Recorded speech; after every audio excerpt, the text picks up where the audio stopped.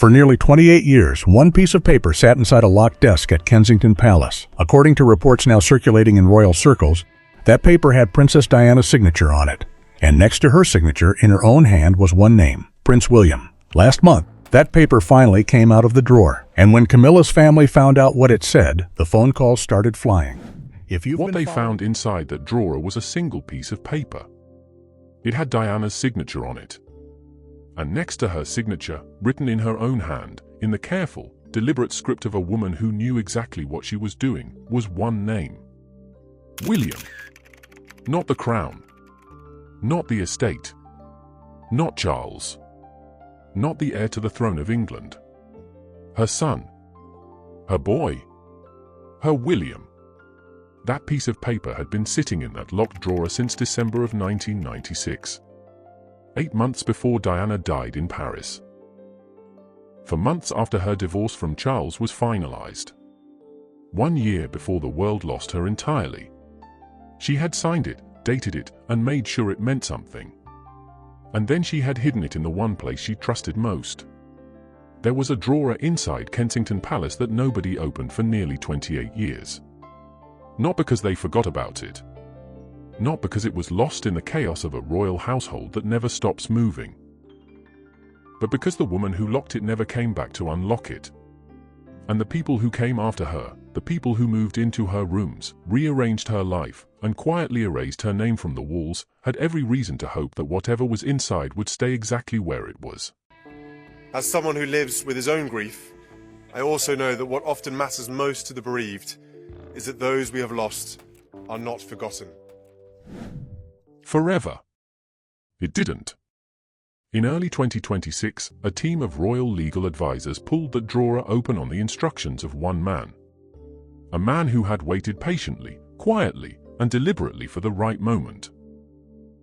A man who, as a 14-year-old boy, had walked behind his mother's coffin through the streets of London while the entire world watched and wept.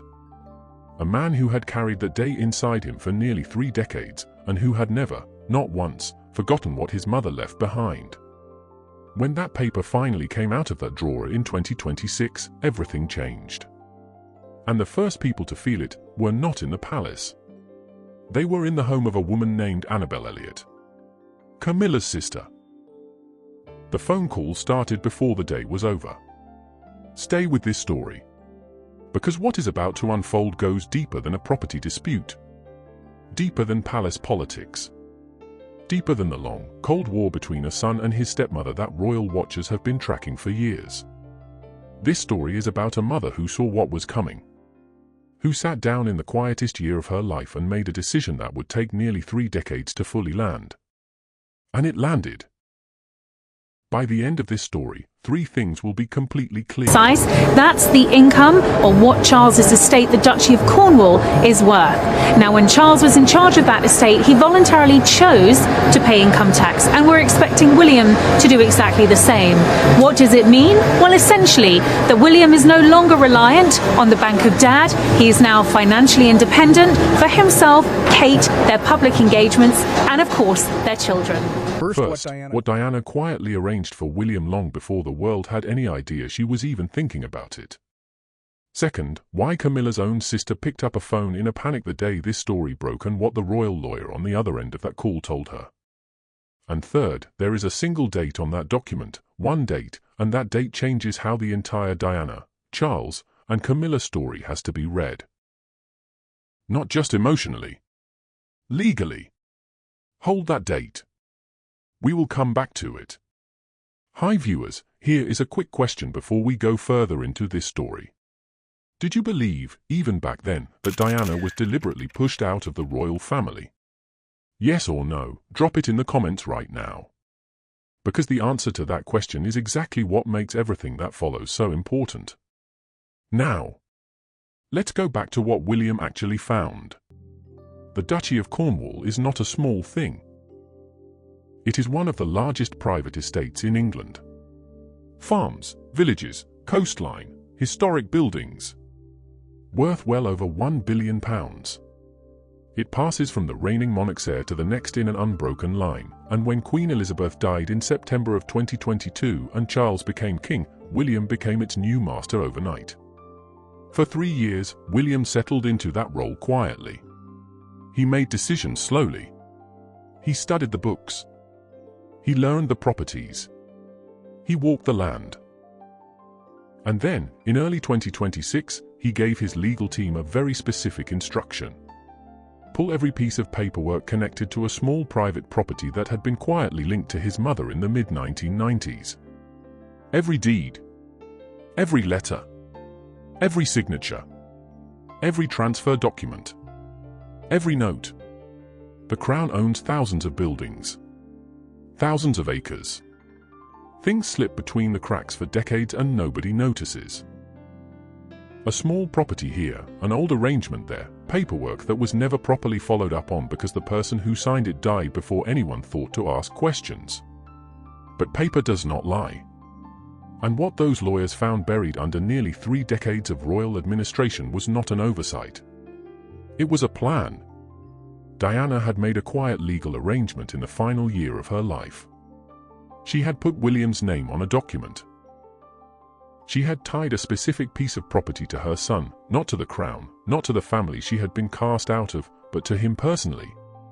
And she had done it in December of 1996, in the middle of the worst and most painful transition of her life, when she had every reason to be consumed by grief and none of the space to be thinking clearly. But Diana was thinking clearly. She was thinking like a mother who understood, perhaps better than anyone around her, that the people in that palace would not always protect her children the way she would. So she protected them herself. The paper sat in that drawer for 28 years. And when it finally came out, the reaction from Camilla's circle was not silence.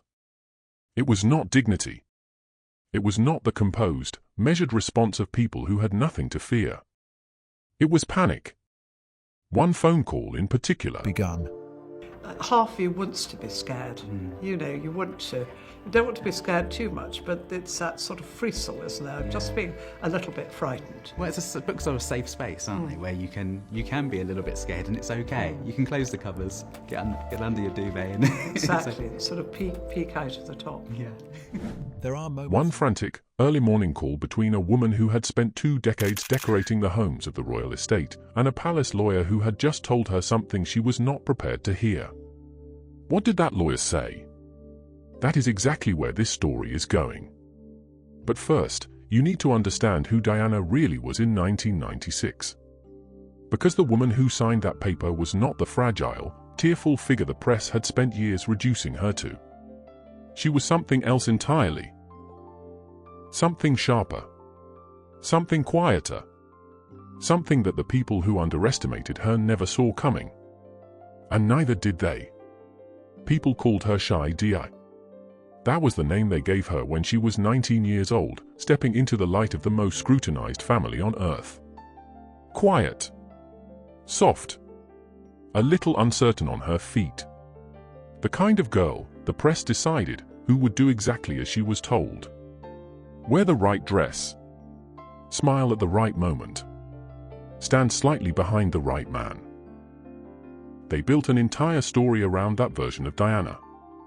And for years, that story sold newspapers. It filled magazine covers. It made the public feel like they understood her. They did not understand her at all. By 1996, the mask was completely off. Not the mask Diana wore for the cameras. The mask the royal family had spent years trying to keep in place over her. The divorce had gone through in August of that year. The papers were signed. The title was gone. She was no longer Her Royal Highness. She was Diana, Princess of Wales, and nothing more. Stripped of the formal protection that title carried. Pushed to the outer edges of the establishment she had given 15 years of her life to. She was 35 years old. She had 2 sons. William was 14. Harry was 12. And Diana Spencer, the woman they had all underestimated from the very beginning, sat down in December of 1996 and started making plans. Not loud plans. Not dramatic ones. Diana had learned something important by then. She had learned that the palace moved in silence. That the things that mattered most in that world were never announced in press releases. They were handled in quiet rooms, in private conversations, in documents that sat in locked drawers and waited. She had watched that system work for 15 years from the inside. She had seen how quietly power moved when it wanted to. How arrangements were made without announcements. How property and money and influence shifted hands through paperwork that the public never saw and the press never heard about. She had learned that from them. And now she used it against them. The trust funds for William and Harry, those were known. Paul Burrell, her butler, her most trusted companion in those final years, he carried letters. He knew things. Some of those letters eventually became public. The ones where Diana wrote, in plain language, that she feared something was being planned against her. Those letters are a matter of public record. They have been discussed in documentaries, in books, in long investigative pieces written by journalists who spent years trying to understand who Diana really was beneath the image. But there was another layer. A quieter layer. One that royal biographers have pointed to over the years without ever being able to fully document it. Because the documents themselves were never shown. They were sealed. They were private. They were, in at least one case, locked in a drawer inside Kensington Palace and left there for nearly 3 decades. Diana was not just a grieving woman in 1996. She was a strategist. Think about what it takes to be that. Think about what it takes to be in the middle of the most painful period of your life, to be publicly humiliated, to have your title removed, to watch the man you married build a future with someone else, and to still have the presence of mind to sit down and think 3, 5, 10 years ahead. To think not about your own survival but about your children's security. To think not about revenge but about protection. That is who Diana was in December of 1996. She watched how the crown protected itself. She watched how property moved through the royal family. How things were tied to titles, to bloodlines, to institutions that outlasted any single person. She understood that William would one day be king. She understood what that meant. But she also understood something else. Something more personal. Something that kept her up at night in the months after the divorce. She understood that once she was gone, truly gone, from the center of that world, the people who had replaced her would fill every space she had left behind. They would redecorate her rooms. They would reassign her staff. They would quietly absorb every corner of the life she had built and fold it into a new story. A story that did not have her name in it. A story where she was the difficult first chapter that everyone agreed to move past. And the people who loved her, the 2 boys who depended on her, would grow up inside that story with very little left of her to hold on to. She refused to let that happen to everything. So she found a small piece of land. A private property. Something that existed quietly at the edges of the royal estate world, the kind of thing that could be arranged without fanfare, without headlines, without anyone paying close enough attention to ask questions. It was not the grandest property in England. It was not a statement. It was something private. Something intimate. The kind of place that matters not because of its size but because of what it represents. And she tied it to William. Not to the future king. Not to the heir. To her son. The boy who used to climb into her bed on Sunday mornings. The boy who made her laugh in the middle of the worst years of her life. The boy she was most afraid of losing to a world that would try to shape him into something she did not fully recognize. She signed the document in December of 1996. She dated it. She had it witnessed. She made it real. And then she locked it away and trusted the future with it. 8 months later, she was gone. Now here is the part that makes this story something other than a quiet legal footnote. Do you miss your grandmother? I do actually, yeah, I do miss my grandmother. And my grandfather, particularly being in Windsor. For me, Windsor is hers. Sometimes I'd come round and have a bit of tea with her because she had the best teas ever, so I used to get well fed. Here is the part that turns it into something that has been spreading through royal circles for weeks and refuses to stop. After Diana died in August of 1997, that property did not transfer to William. He was 14 years old. He was in shock. The entire country was in shock. Nobody was sitting in a lawyer's office in September of 1997 pulling out private documents Diana had signed the year before. The world was grieving. The family was managing the public dimension of a loss that had genuinely broken something in the national mood. And that property quietly entered what can only be described as a long, undisturbed sleep. It was managed through the royal estates. It was maintained. It was used. It was, in every practical sense, absorbed into the broader machinery of the crown without anyone formally challenging what Diana had actually intended for it. Years passed. Then a decade. Then two. The paperwork sat undisturbed. The property was folded into the larger world of the royal estate as though it had always been there and always would be. As though the name on the original document did not say what it said. And someone moved in a manner of speaking. Her name is Annabel Elliot. And Annabel Elliot is not a background figure in this story. She is the thread that connects every single part of it. Pull on her name and the whole picture changes shape. Camilla Parker Bowles and Annabel Elliot grew up together. They are sisters, yes, but they are more than that in the way that only certain siblings can be. Annabel is the older one. The steady one. The one who was there through every storm, every headline, every year that Camilla spent waiting for a life that kept being delayed. When Camilla was the name the press used to explain Diana's pain, Annabel was the one sitting beside her in private, keeping her steady. When Camilla finally stepped into the full light of the royal world, when she married Charles in 2005 and the slow, careful rehabilitation of her public image began, Annabel was at her side. She was at the wedding. She was in the private rooms. She was, by every account, the one person Camilla trusted completely and without reservation. And she was also, for nearly 20 years, on the payroll of the Duchy of Cornwall. Her work was interior design. The homes inside the royal estate.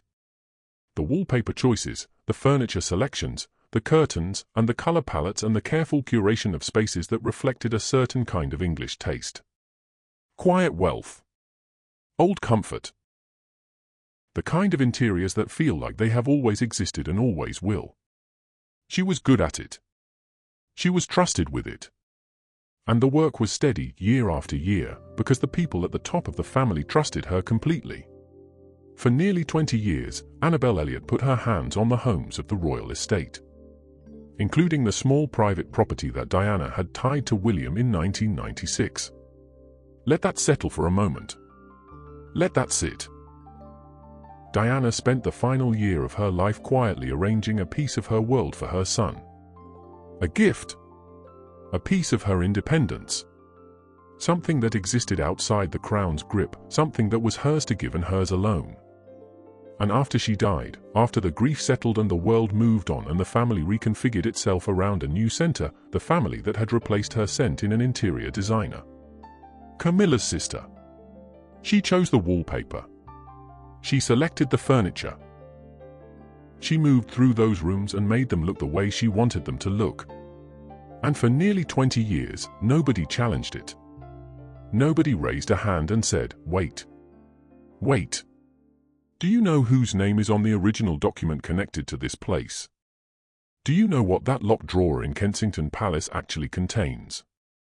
Nobody said it. There is comfort in remembering, in acknowledging that, while taken horribly soon, they lived. Because nobody outside of a very small circle knew. But William knew. He had always known, in the way that children of complicated situations often know things without being told directly. A feeling. A reference in a letter. A quiet word from someone who had been close to his mother. He knew she had made arrangements. He knew there was paperwork. He knew she had been thinking about him in those final months in a way that went beyond what was publicly documented. And he carried that knowledge the way he carried everything about his mother. Privately. Quietly. Without letting anyone see the weight of it. without giving the palace, or the press, or Camilla's world any indication that he was keeping score. He was keeping score. He waited while Charles remarried. He stood in the ceremony and played the role required of him. He waited while Camilla's public image was carefully constructed into something the British public could accept. He watched while the royal machine worked hard to reframe the story of Charles and Camilla as a love that had simply been delayed by circumstance, rather than what Diana had lived it as, which was something far more costly. He waited while Annabel Elliot picked out cushions and paint colors for rooms that Diana had thought about in her most private moments. He watched and he waited and he said nothing. Because waiting, for William, was never passive. It was preparation. And in early 2026, that preparation paid off. William had been Duke of Cornwall for over 3 years by then. He knew the estate. He understood the money, the land, the legal structures that held everything together. He had been quiet and deliberate in the way he exercised his new authority. No dramatic gestures. No public confrontations. No speeches about his mother or his feelings or his vision for a different kind of monarchy. Just slow, careful, methodical control over a structure that was now legally and entirely his to direct. His first significant move had been almost invisible to people who were not paying close attention. Annabel Elliot's name was removed from the payroll. No statement. No drama. No press release. No explanation offered to anyone outside the small circle of people who handled the Duchess' administrative decisions. Just a name that was there one financial year and absent the next. Some royal watchers noticed. A few wrote small items about it. Most people scrolled past without pausing. But inside the family, according to sources who have spoken to royal commentators in the weeks since this story broke, that quiet removal was understood immediately for exactly what it was. It was a signal. It was William saying, clearly and without words, that the arrangement that had existed for 20 years under his father's stewardship was not going to continue under his. That the informal extension of Camilla's world into the finances and properties of the duchy was finished. That this was his house now and he would decide who worked in it. That was the first move. Then came the instruction to the lawyers. Pull everything. Every document connected to the small private property Diana had been linked to in the 1990s. Every deed. Every transfer note. Every letter. Every signature page going back to the very beginning. The legal team went to work. They went through the files. They pulled the boxes. They read through decades of paperwork that nobody had examined carefully in years. And it took time, because the Crown owned so much and documents accumulate over decades in ways that are not always organized or easy to navigate. But they kept looking. And somewhere in that pile, in a folder that had been sitting undisturbed since the late 1990s, they found a reference. A note that pointed to a specific location inside Kensington Palace where additional documents had been stored privately. A locked drawer. They opened it. And inside was the paper. Diana's handwriting. Diana's signature. The date, December 1996. And William's name, written clearly and deliberately, in a way that left absolutely no room for interpretation. No ambiguity. No alternative reading. She had not written the crown. She had not written the estate. She had written her son's name and she had made it mean something. The lawyers brought it to William. He read it. He did not hesitate. For words. That was his entire instruction. Honor it. Move forward. Now here is where the legal dimension of this story becomes important, because some people hearing this will wonder how a handwritten document from nearly 30 years ago could still carry meaningful weight in 2026. The answer lies in a specific and often overlooked corner of English property law that most people outside of legal circles never encounter. A signed and witnessed instruction from a member of the royal family regarding a specific piece of property, when it is supported by a paper trail of additional correspondence and documentation, does not simply expire with time. It does not dissolve because decades have passed. It does not vanish because the person who created it is no longer alive to defend it. Under English law, when the evidence is strong enough, when the chain of documentation holds together consistently across multiple sources, that kind of arrangement can be formally recognized and honored. And Diana's paperwork held together. The letters supported it. The timeline supported it. The witness documentation supported it. And the date, December 1996, placed the arrangement firmly within a period when Diana was acting as a fully independent legal adult with complete authority over her own decisions and intentions. She was not a sitting royal making official crown decisions. She was a private individual, recently divorced, making a private arrangement for her private son using her own judgment and her own resources. The lawyers found no credible basis for challenge. The transfer was processed. Fully. Legally. Permanently. Not in William's name as future king. Not in his capacity as Duke of Cornwall. Not in his role as heir to the throne of England. In his name as Diana's son. That is the detail that matters most. That is the detail that, according to royal commentators who have followed this story carefully, landed the hardest inside Camilla's circle. Because it was not a crown action. It was a personal one. It was William stepping forward as a son, not as a prince, and saying in the clearest legal language available that this piece of his mother's world belonged to him by her design and by her hand, and that was the end of the conversation. The day the news of the transfer began circulating in royal circles, Annabel Elliot made a phone call. It was not a calm call. According to two separate royal commentators who have spoken about this publicly, the call was made to a contact within the royal legal office. Someone who could give her a straight answer about whether there was any recourse. Any avenue of challenge. Any technical argument that the transfer was premature, or incomplete, or legally vulnerable in some way that had been overlooked. She asked her question. She waited for the answer. The answer came back quickly and without softness. No. It is done. Think about what that conversation must have felt like for a woman like Annabel Elliot. She is not someone who is easily rattled. She has spent decades navigating the most layered and politically complex social world in England. She has sat in rooms where everything important is communicated through implication and nothing is ever said plainly. She knows how this world works.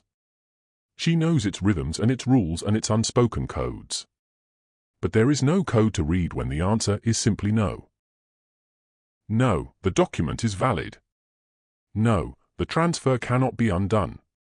No, there is nothing to be done about the property you spent 20 years decorating, the property you walked through season after season and shaped according to your own taste, the property you may have thought of, in some quiet corner of your mind, as part of the extended world that your sister and her husband had built together. That property was never yours to shape. It was Diana's. It was always Diana's. And now it is William's. And there is not a single legal avenue that leads anywhere different. That was the phone call. That was the moment when everything Camilla's family had built around the assumption that the past was settled became considerably less certain. And what makes that moment significant is not the property itself. Royal commentators have been careful to note that the physical and financial value of the specific estate in question is not the central issue. The point is the signal. The point is what this move represents within a much larger picture. Because William did not make this transfer quietly and then step back. According to multiple sources close to the story, he is not finished. Not even close. He has begun reviewing every arrangement Diana made in the final year of her life. Every signature. Every note. Every quiet legal instruction she left behind between August of 1996 and August of 1997. The 12 months she spent on the outside of the family looking in. The 12 months she spent making sure that even if they pushed her all the way to the edge, she would leave something behind that they could not reach. William is going through all of it systematically. Methodically. The way he does everything. And for Camilla's family, that is not a minor concern. That is not an inconvenience to be managed with a well-placed call to a friendly journalist. That is the beginning of something whose end they cannot yet see. Because they do not know exactly what Diana arranged. They do not know which documents exist and which do not. They do not know what is in the next file, the next folder, the next locked drawer somewhere inside the vast machinery of the royal estate. They are waiting. And waiting, in a family like this one, is its own particular kind of pressure. Now step back from all of that. Step back from the legal details and the property transfers and the phone calls and the palace silence. Step all the way back to 1996 and just look at what Diana actually did. She was 35 years old. Her marriage had ended in the most public and painful way imaginable. She had been told she could no longer use the title the world knew her by. She was being slowly and deliberately pushed to the margins of a world she had given 15 years of her life to. The press was documenting her every move. The palace was managing its distance from her carefully. Charles had moved forward. The establishment had made its position clear. And in the middle of all of that, she sat down and thought about her son. Not about herself. Not about how she would be remembered.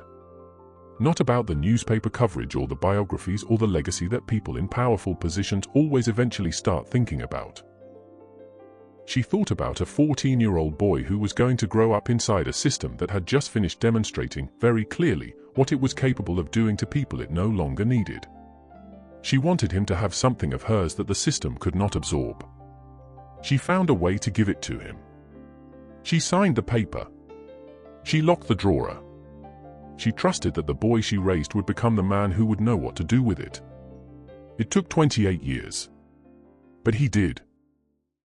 There is a photograph from September of 1997 that the world has never forgotten. William walking behind his mother's coffin through the streets of London. Head slightly down. Expression completely closed in the way that children look when they are holding something too large for their faces to show. Harry beside him, smaller, visibly undone. The line of men around them, Charles, Philip, Earl Spencer, all moving forward through a grief that was simultaneously the most private and most public moment any of them had ever lived through. William walked that route with his chin level and his steps even. And he has been walking forward ever since. Quietly. Deliberately. Carrying what he carries without showing anyone how heavy it is. Until now. In early 2026, he stopped walking quietly and started acting. He removed Annabelle from the payroll without a press release. He instructed his lawyers without a public statement. He honored his mother's document without calling a single journalist. And in doing so, he sent a message to everyone paying attention that was louder than anything he could have said at a podium. He has not forgotten. The post-Diana era that the palace worked so carefully to construct over nearly 3 decades is not as finished as it appeared. Because Diana, it turns out, had one more move. She made it in December of 1996 in the quietest and most painful year of her life. And in early 2026, her son made it permanent. Royal commentators are watching closely now. Because according to sources familiar with the ongoing legal review, there is another name attached to another arrangement in those files. Something significantly larger than what has been discussed here. Something that, when it surfaces, will make the phone call Annabelle Elliott made on the morning this story broke look like the quietest rehearsal imaginable for what comes next. That story is coming. And when it does, nothing about the way this family's recent history has been told will look quite the same.